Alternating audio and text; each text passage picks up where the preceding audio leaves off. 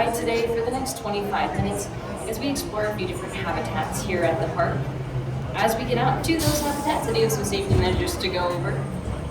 Circling back to our doors, since they are dislatched, they are not locked. Please be mindful not to lean against them while on board. That means don't put your full body weight against the doors, and please do not sit on them. I just don't want to lose anyone outside of the trail. In case of a medical emergency, take the time to locate the yellow emergency strips above your heads. Press one of those yellow strips and I'll be alerted up here in the cab. For those right behind me, you can knock on this window or wave your arms to get my attention, or if someone behind you, press a yellow strip for you. Just remember to only do those actions for a medical emergency as well. If you drop something outside of the tram today, that's okay, but please do not attempt to retrieve that item yourself. Instead, wait till we're back at tram station at the end of the tour, then find me or any of my team members and we can coordinate getting that personal item back for you. While in motion, remain seated with your arms, legs, heads, and feet inside at all times. It's only safe to stand up when I come to a complete stop, which I will do throughout the tour. And we might get close to some sensitive wildlife today, so please take the time to silence your cell phones and use indoor voices. So no clapping, shouting, or whistling to get animals' attention. Alrighty, y'all, thank you for listening to my safety spiel. We'll get on to the fun things here, like the wildlife on our left-hand side. Look out there, not just for the adult giraffes, but there are two babies there on the left. One is just about a week old, and one is a little over a month old. And we will come back to this habitat at the end of our tour, so we'll have a chance to see those little ones again. But we do have some wildlife coming up as well on our right-hand side before we make our way through our two front doors. We're going to keep our eyes out on the right for the East African crowned cranes, which are these blue, white, and tan birds. We can see one doing its mating ritual, its dominance display, where it brings its wings wide open there. Makes itself look nice and big. Also bob their heads up and down, flapping their wings and sometimes even singing to their partner every morning and evening. I might also be able to see the greater flamingo here to the right, although they're fairly well tucked into their corner of the pond. Greater flamingo are the largest of their kind, getting up to 5 feet tall.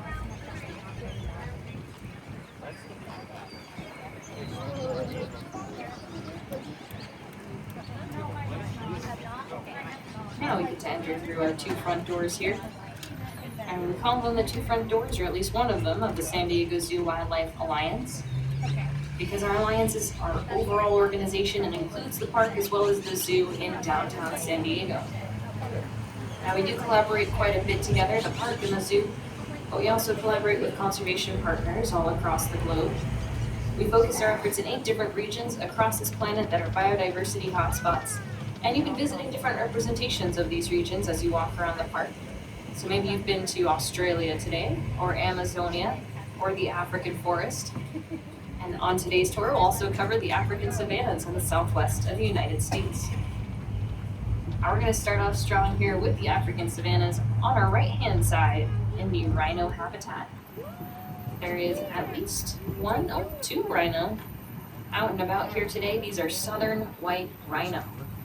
Southern white rhino populations are considered stable right now. They are not considered endangered. But this has not always been the case. As you might know, rhino are often poached for their horns, which are found to have medicinal properties in some cultures, and therefore can be sold on the black market. But rhino horns are made of the same stuff as our hair and fingernails. They're made of keratin. So if you look really closely at a rhino's horn, it does look like a lot of tiny hairs all tightly packed together. Due to conservation efforts throughout the past several decades, to conserve land for these rhinos, to protect them, and literally to stand guard of them in Africa, as well as conservation partners like ourselves, where we have overseen the birth of over 100 baby southern white rhinos since we opened our doors in 1972. Rhino numbers have been rising in the past several decades, and we're at the point where they're once again stable. Now, that doesn't go for every single rhino species, but we're really excited about the conservation progress of those southern white rhino. As they are a keystone species, they are critically important to the health and balance of the savanna ecosystem. I will get into that deeper further along in our tour here, but it's about time I intro our main savanna habitat. To the left, this is South Africa. We call it South for short. That's about 50 acres. And there's a lot of species that live here all together that we are going to be able to meet today. I'll be sure to share some interesting facts about the wildlife we meet, as well as dive into their conservation stories, just like with the rhino there. We'll talk about why some of them are endangered, what we're doing to help protect them, and why they're really important to the health of their ecosystems and even our overall planet. And we're also visiting the Southwest Hub, the southwest of the United States, which San Diego is a part of that, so literally everywhere you'll look is a part of that. But specific to the park, surrounding us is a 900-acre bioreserve that the park owns and cares for. It's 900 acres of land dedicated to our native plants and animals, and caring for it essentially means leaving it alone. There's no built structures out there, no power lines, roadways, or even trails for humans to walk on. And that means we get a lot of native wildlife around the park here as well. First up, in Africa here on the left-hand side are the Patterson's elands. These very large tan cow-like antelope on the shores of the pond are the biggest antelope we'll see today. They get up to around 6 feet tall from their hoofs to their horns.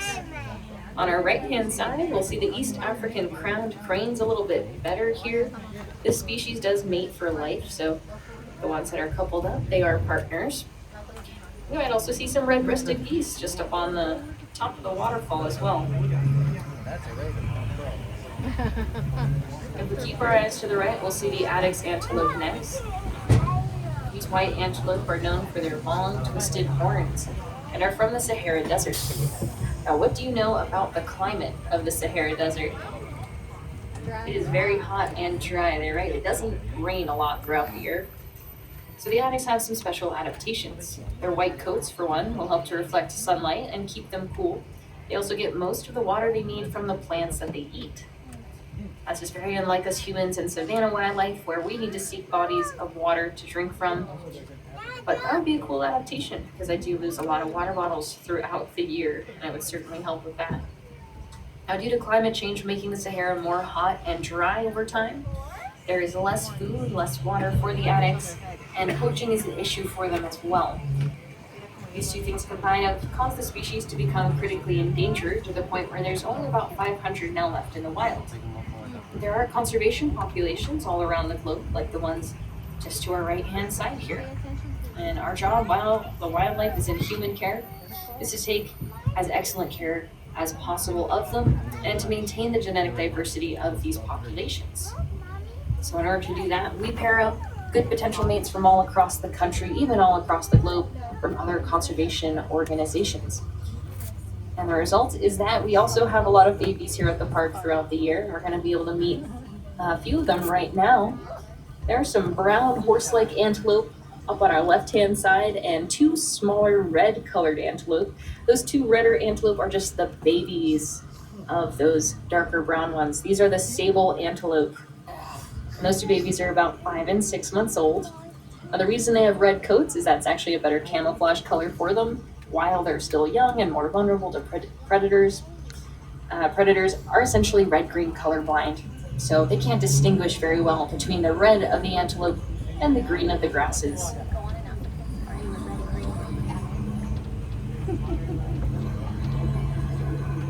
We'll also see some springbok here on the hillside. Those are the small antelope with tan backs, white bellies, and black stripes on their sides. Now, what they lack inside, they do make up for in speed and agility. They can run about 55 miles an hour and have an excellent endurance for running. They're like cross-country runners. And they can also jump about 5 feet in the air without a running start. In fact, they will jump, or it's called pronking, P-R-O-N-K-I-N-G, pronking, in order to tell predators ahead of time, hey, I've spotted you, and now I'm going to be really hard to catch, so you might as well not even try.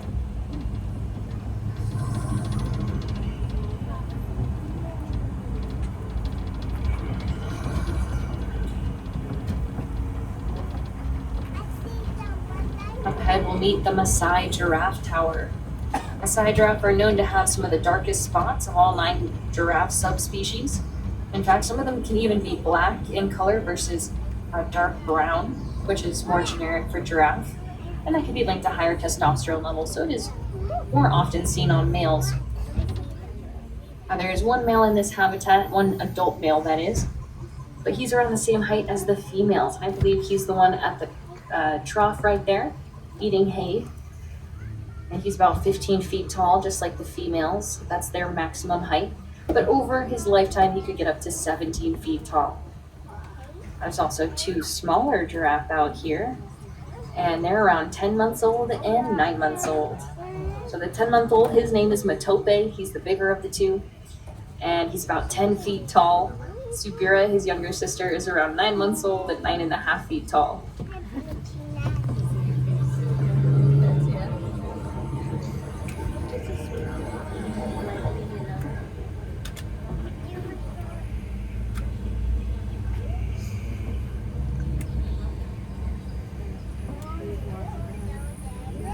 Giraffe are browsers, which means they like to eat woody plants, trees, and shrubbery. We can see this one on our left here is going to make quick work of those leaves. And they'll even strip the bark off of the trees as well for an extra tasty treat. Now it is their long legs and long necks that allow them to reach up high for the leaves above them, but also their super long tongues. Don't mind any courtship rituals we might encounter here at the park. That's actually really good news to see, as it will contribute to their species survival plan. But as for those giraffe, it's not just their long necks and long necks and long legs, it is their long tongues. So if you take a look at your own forearm, from your elbow to your wrist, that is about the length of a giraffe's tongue, about 18 inches long. And they're prehensile, meaning able to grasp, so they can actually wrap their tongues around the leaves to pull them down. Now on our right-hand passenger side, we'll see the Somali wild ass right up close to us. The species looks a little bit like donkeys, a little bit like zebra, and they are related to both of those animals. They are, however, critically endangered. There's only about 200 known to be left in the wild, and this is due in large part to habitat loss and habitat fragmentation caused by urbanization, so the expansion of roadways and cities, as well as cattle ranges and agriculture. And these great antelope on our left are the gemsbok. The reason the gemsbok and the Somali wild ass have a similar coat coloring, that gray, is because they're both from more arid, desert-like regions with rocky sand and soil. So the gray is going to actually blend in better to that environment.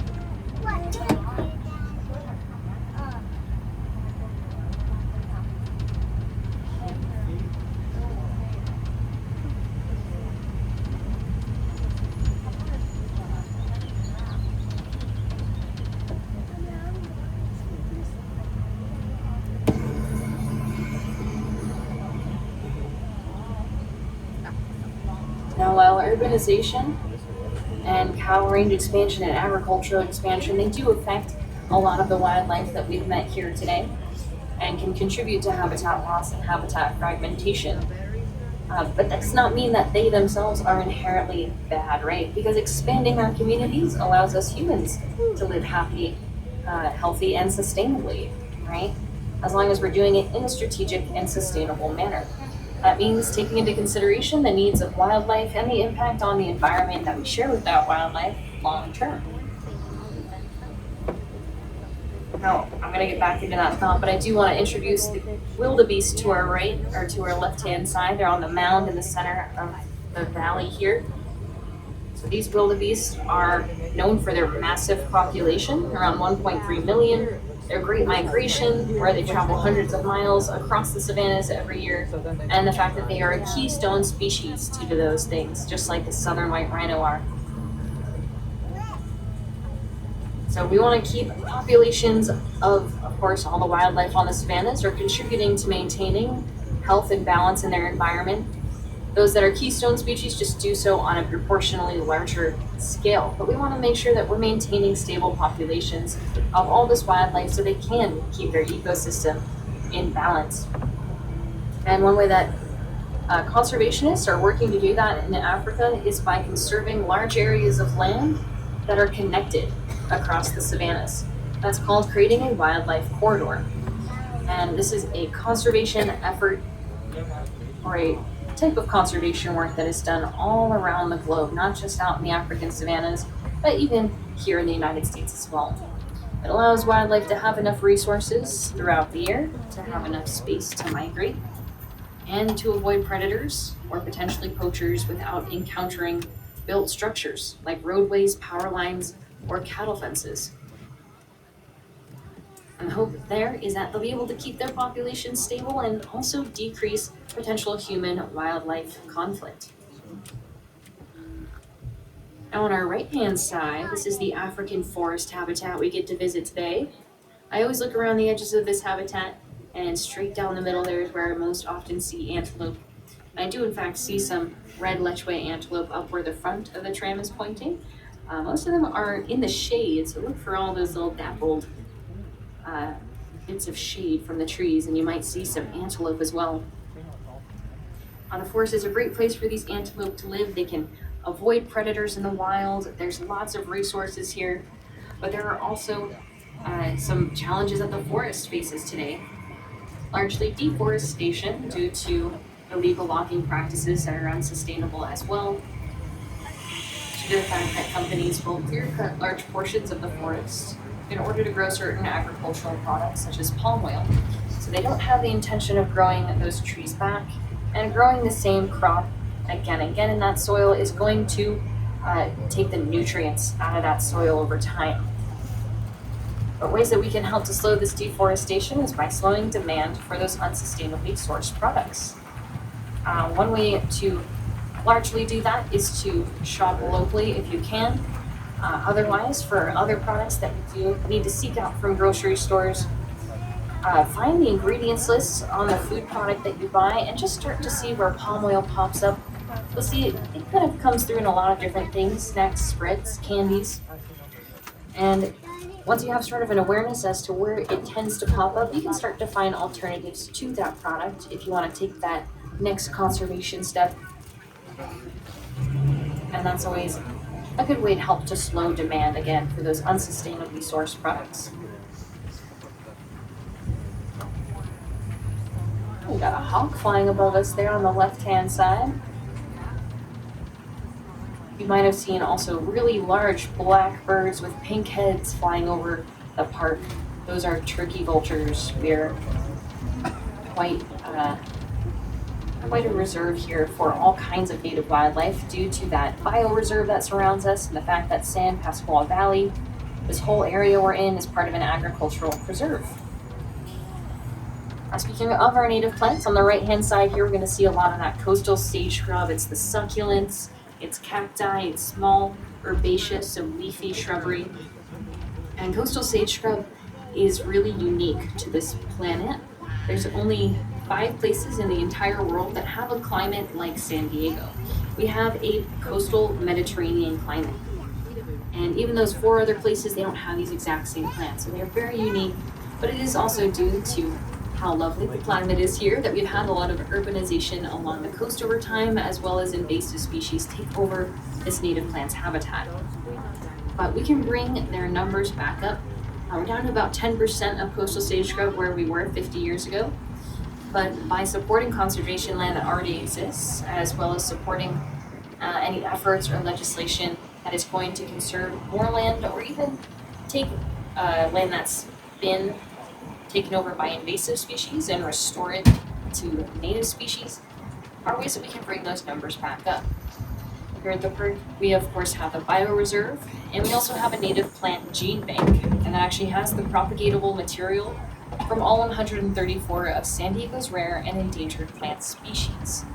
So that is an insurance against extinction of our native plants. As long as we have that gene bank, we'll always be able to grow those plants here on grounds and then plant them back out into the reserve or potentially other conservation lands.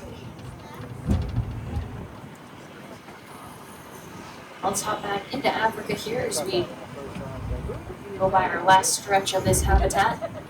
We'll see the springbok again on our left, and on our right we'll see the scimitar horned oryx. These white antelope are very similar to the addax. They are also from the Sahara Desert, but their story's a little bit different. They did go extinct in the wild about 30 years ago due to the same challenges faced by the addax today, climate change and poaching. But that is no longer the case. They are no longer considered extinct, but endangered. But they are back out in the wild, and this is due to African conservationists rehabilitating a population back out into conservation land just south of the Sahara Desert. and there's still enough precipitation to grow enough plants to support that new wild population.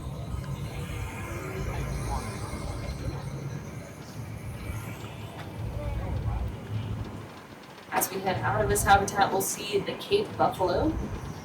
The Cape buffalo are these very large black buffalo. This is a herd of females, and they get up to 1,500 pounds. Males get up to 2,000 pounds, which makes them roughly the size of a small rhinoceros. So they are incredibly capable of taking on any predators, such as lions. They'll actually work together in their large, tight-knit groups to circle up and face that lion or that predator head on and chase them out of their territory. And that's not a statue there, that is a blue heron. Just some more native wildlife around here. You see it all around the park, whether it's lizards, bunnies, crows, ravens, all kinds of wildlife here at the park.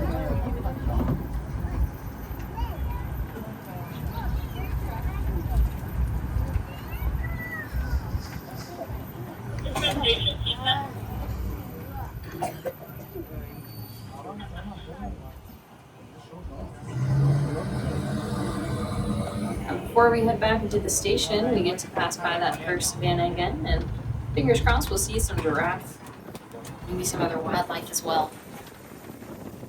On the way, I want to say a big thank you to everyone for joining me on the tram today to see this wildlife and learn more about them. Hopefully you're able to get some pictures or some videos today that you can share with your friends and family back home. But just by coming to the park, you are supporting conservation. We are a nonprofit organization, which means the cost of your ticket and anything that you purchase at the park goes directly towards our operations. That includes a lot of things like the care of wildlife, our bioreserve, our gene bank, our frozen zoo, as well as our many different research projects and programs that help to save species from extinction across the globe. We have a rambunctious young roan antelope here. This roan antelope might look fully grown, but if you look at its horns, it's bending its head down, but when we can see its horns again, you'll notice that they're quite a bit shorter than the other adults around it.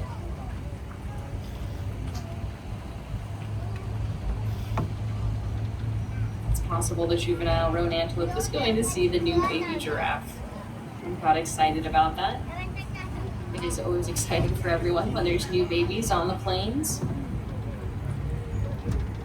Because those two are standing right next to each other, we can see that height difference really well here. Again, one is around 10 days old, the other is about a month and a half old. Now they have two different mothers, but the same dad. Dad is Nicholas, and he's the one who's standing upright with the large red spots, and he's got another female giraffe. There's sort of rubbing his neck there.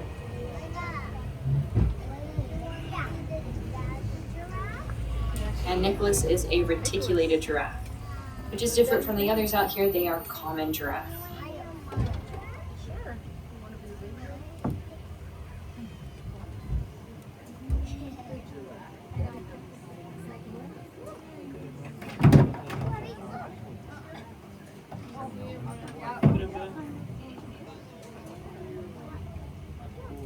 And it looks like the juvenile roan antelope may have the zoomies, which is not an official term, but does happen to the antelope out here, just like it might happen to your pets at home. Kicking and ducking and everything. It's so cute.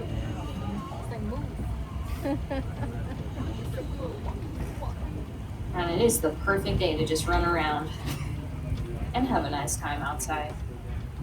Oh, we can see the Cape buffalo from here as well. Those two large buffalo on top of the hill there are males. So again, they get up to about 2,000 pounds. And I think I could just barely see some rhinoceros from here as well. But they're pretty well hidden behind this hill that the Cape buffalo are on.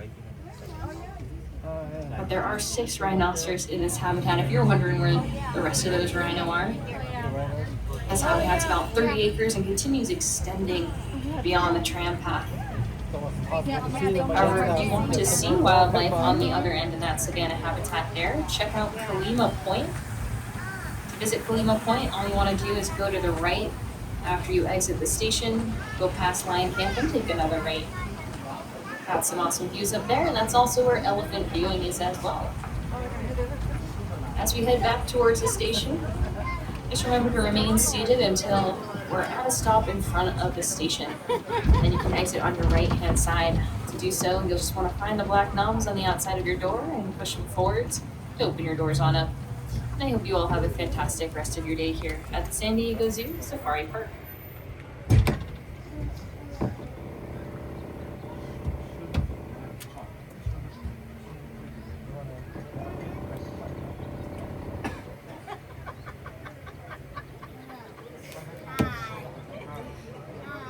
Alright, we're just gonna hang tight here and we can do some people watching on our right hand side. Looks like the tram is moving up ahead here.